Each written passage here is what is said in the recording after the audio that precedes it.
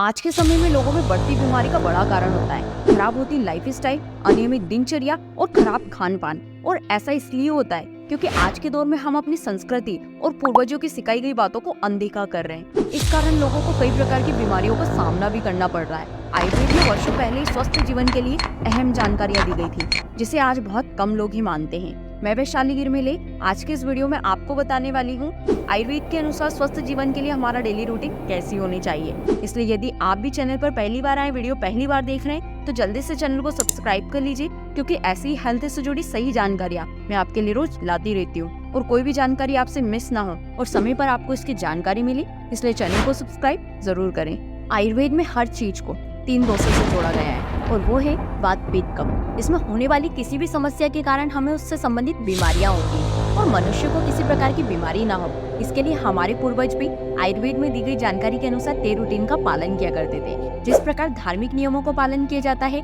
ठीक उसी प्रकार हमारे पूर्वज भी तय रूटीन का पालन किया करते थे, जिसका जिक्र उन्होंने आयुर्वेद में भी किया है और इसे सभी लोग मानते भी थे। और जैसा कि हम जानते हैं, हमारा शरीर आयुर्वेद में बताए गए 5 महाभूतों से बना है और जल, वायु, अग्नि, आकाश, पृथ्वी को 5 महाभूत माना गया है। इन्हीं 5 तत्वों से धरती और इस पर जीव जंतु निवास करते हैं। और यदि साइंस की माने तो साइंस के अनुसार जिस प्रकार पृथ्वी सूर्य और चंद्र से प्रभावित होती है, सूर्य और चंद्र की दिशा बदलने पर इसका असर पृथ्वी पर होता है, ठीक उसी प्रकार पृथ्वी का हिस्सा होने के कारण हमारा शरीर भी सूर्य और चंद्र से प्रभावित होता है। ऐसे में इससे वात, पित्त और कफ भी प्रभावित होते हैं। सूर्य की रोशनी में शरीर में अलग प्रभाव पड़ता है और रात होने पर अलग प्रभाव पड़ता है। आयुर्वेद में सूर्य और चंद्रमा को ध्यान में रखते हुए हमारे पूर्वजों ने हमारे स्वस्थ जीवन शैली के लिए एक डेली रूटीन बनाया है, जिसे हम सभी को मानना चाहिए। और जो इसे नहीं मानता है, उसे बीमारी होने का खतरा भी रहता है। तो आइए जानते हैं डेली रूटीन आयुर्वेद के अनुसार कैसा होना चाहिए। फर्स्ट, ब्रह्म मुहूर्त, सुबह उठने का सबसे सही समय। एक्सपर्ट बताते हैं कि आयुर्वेद में इस बात का जिक्र भी है कि सुबह उठने का सबसे सही समय ब्रह्म मुहूर्त होता है। इस समय रात की कालीमा छटने लगती है और उजाला होने लगता है। करीब 4 बजे से लेकर 5:30 बजे के बीच उठना सेहत के लिए काफी फायदेमंद माना जाता है। आयुर्वेद के अनुसार सुबह उठने का ये सबसे अच्छा समय इसलिए है क्योंकि यदि कोई नियमित तौर पर इस समय पर उठेगा तो शरीर में मौजूद कफ दोष कम होंगे, वही वात एक्टिवेट होगा, यानी हमारे शरीर और दिमाग दिन भर के कामकाज करने के लिए एक्टिवेट हो जाते हैं। यही कारण भी होता है कि इस समय हम सभी लोगों को उठ जाना चाहिए। आयुर्वेद में इस समय को योगाभ्यास और प्राणायाम करने के लिए सबसे उचित माना गया है। ये ज्ञान बढ़ाने का भी सबसे अच्छा समय होता है और यही वजह भी है कि हमारे पूर्वज इस समय या फिर घर के बड़े बुजुर्ग ध्यान लगाकर ईश्वर को याद करते थे। इस समय यदि स्टूडेंट पढ़ाई करे तो उन्हें अच्छे से याद होगा। इसके अलावा आपने ये महसूस भी किया होगा कि जब आप सोते हैं और या इस समय के दौरान आप जो भी सपने देखते हैं वो आपको अच्छे से याद भी रहते हैं और इस समय के दौरान वात एक्टिवेट भी रहता है। और ब्रह्म मुहूर्त में उठते वक्त इन बातों का ध्यान रखना चाहिए कि उठने के बाद शौच कर ले, चेहरे और आंखों को अच्छे से धो ले, मुंह धो ले, व्यायाम और योग करें। आयुर्वेद के अनुसार व्यायाम तब तक करना चाहिए जब तक हमारे अंडर आर्म्स से पसीना ना आ जाए। ऐसा होने पर शरीर के सभी अंग में गर्मी और ऊर्जा पहुंच चुकी होती है और सभी अंग एक्टिव हो जाते हैं। सेकेंड, योगाभ्यास या फिर व्यायाम करने के आधे घंटे के बाद ही नहाएं। एक्सपर्ट बताते हैं कि योगाभ्यास या फिर योगा करने के कम से कम आधे घंटे के बाद ही नहाना चाहिए। वैसे लोग जिनका शरीर कफ के प्रकार में आता है उन्हें गर्म पानी से नहाना अच्छा लगता है। पित्त प्रकार की श्रेणी वाले लोगों को ठंडा पानी से नहाना अच्छा लगता है। और यदि बात करें वात प्रकार के शरीर की, तो वात प्रकार के शरीर को गुनगुने या गर्म से थोड़ा अधिक गर्म पानी से नहाना अच्छा लगता है। और क्यों है ठंडे या फिर सामान्य पानी से नहाना बेहतर?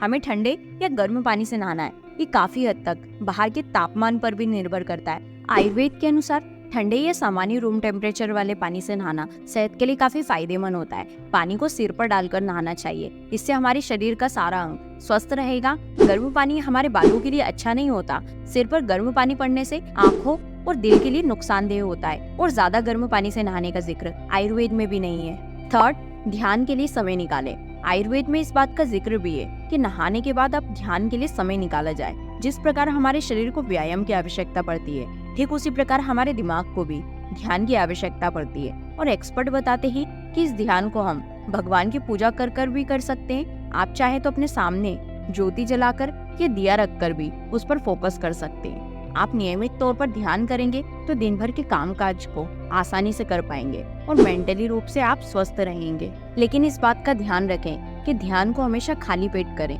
एक्सपर्ट बताते हैं कि भोजन सेवन करने के बाद हमारे शरीर में डाइजेस्टिव सिस्टम एक्टिवेट हो जाता है और खाना पचाने की प्रक्रिया की शुरुआत हो जाती है। ऐसे में ब्लड सप्लाई दिमाग में सही तरह से जाने की बजाय शरीर के अन्य अंगों में जाने लगती है। 4, कब करें सुबह का नाश्ता।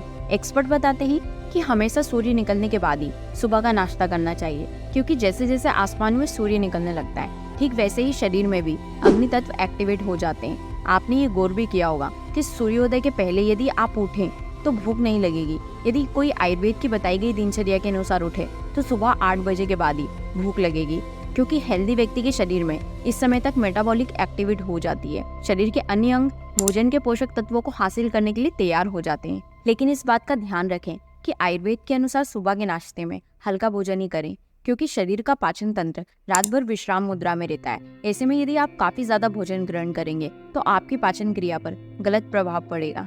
5, दोपहर 1 बजे खाएं खाना। एक्सपर्ट बताते हैं कि नाश्ते के आधे घंटे के बाद आप काम करना शुरू कर सकते हैं। इसके बाद दोपहर के 1 बजे तक आप अच्छे से काम कर सकते हैं। 1 बजे तक सूर्य की किरणें काफी तीखी होती है। इस समय शरीर को काफी ऊर्जा की भी जरूरत होती है। ऐसे में इस समय हमें अच्छे से भरपेट भोजन ग्रहण करना चाहिए। 6, दोपहर में सोने का नहीं है जिक्र। भारत में आमतौर पर कई लोग दोपहर में घर आकर आराम करते हैं, लेकिन आयुर्वेद में दोपहर में सोने का जिक्र नहीं है। एक्सपर्ट बताते हैं कि इस बात का जिक्र है कि गर्मियों में जब तापमान हद से अधिक हो जाता है, उस स्थिति में थोड़ी देर तक आराम करना चाहिए। 7, शाम में अपने पसंद के काम करें। एक्सपर्ट बताते हैं कि आयुर्वेद में इस बात का जिक्र है कि शाम के लिए लोगों को अपने पसंद के अनुसार गतिविधि करना चाहिए। दिन भर में किए गए काम से अलग हटकर इसे करना चाहिए। कोशिश करें कि अपने पसंदीदा एक्टिविटी में अपने परिवार के सदस्यों को भी शामिल करें, जैसे कि खेलना, गाना या पेंटिंग आदि करना। 8, सूर्यास्त होने के बाद ही करें रात का खाना। एक्सपर्ट बताते कि सूर्यास्त होने के बाद शरीर में खाना पचाने की ताकत काफी धीमी हो जाती है, इसलिए ये सुझाव भी दिया जाता है कि सूर्यास्त होने के कुछ देर बाद ही हमें अपने रात का भोजन कर लेना चाहिए, क्योंकि सूर्यास्त के काफी समय के बाद यदि हम भोजन करते हैं तो उसे पचने में काफी समय लगता है। और इस बात का ध्यान रखें कि खाना खाने के बाद सोने के बीच कम से कम 2 घंटे का अंतर होना चाहिए, जिससे हमारे शरीर में हो रहे म्यूकस सिक्रेशंस कंट्रोल में रहता है। और एक्सपर्ट बताते हैं कि खाना खाने के तुरंत बाद सोने से मोटापे की भी समस्या हो सकती है। शरीर में भारीपन के साथ दिमाग पूरी ताकत से सोच नहीं पाता, शिथिल हो जाता है। इसके अलावा कई अन्य समस्याएं भी होती हैं। 9, रात्रि में किन बातों का रखें ख्याल। एक्सपर्ट बताते हैं कि कई जीव होते हैं, जैसे कि उल्लू, वो रात में जगते हैं, लेकिन इंसान उन जीवों में आते हैं जो रात होने पर सोते हैं। ऐसे में हम सभी को रात होने में सोना चाहिए।